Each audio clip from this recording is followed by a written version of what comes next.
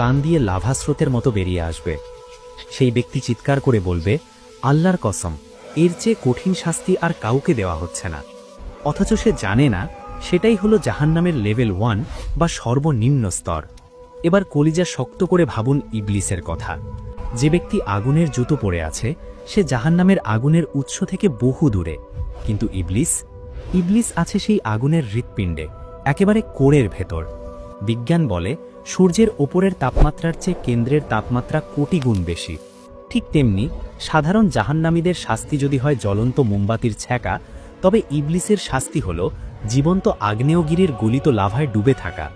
পৃথিবীর শুরু থেকে শেষ পর্যন্ত যত পাপ হয়েছে, যত খুন, যত ধর্ষণ, যত শিরক, তার সবগুলোর কমিশন বা ভাগ ইবলিসের কাঁধে জমা হয়েছে। তাই তার আগুনের রং লাল নয়, তার আগুন কুচকুচে কালো। সর্বনিম্ন শাস্তির ওই ব্যক্তি যদি ইবলিসের শাস্তির এক ফোঁটাও অনুভব করত, তবে সে মুহূর্তেই ভস্ম হয়ে যেত। ইবলিস প্রতি ন্যানোসেকেন্ডে এমন দাহন সহ্য করছে যা পৃথিবীর সমস্ত পারমাণবিক বোমা একসাথে বিস্ফোরিত হলেও তৈরি করা সম্ভব নয়। তার আর্তনাদ যদি একবার দুনিয়ার মানুষ শুনতে পেত, তবে ভয়ে এবং আতঙ্কে পৃথিবীর সমস্ত মানুষের হৃৎস্পন্দন চিরতরে বন্ধ হয়ে যেত। হাদিসে এসেছে, জাহান্নামে কাফেরদের শরীর বিশাল বড় করে দেওয়া হবে, যাতে তারা আগুনের স্বাদ বেশি করে নিতে পারে।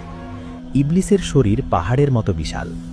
1000 কোটি বছর ধরে পুড়তে পুড়তে তার চেহারা এখন চেনার উপায় নেই। একসময় সে ছিল ফেরেশতাদের শিক্ষক, দেখতে ছিল উজ্জ্বল। আজ সে কুৎসিত, কালো কয়লার মতো।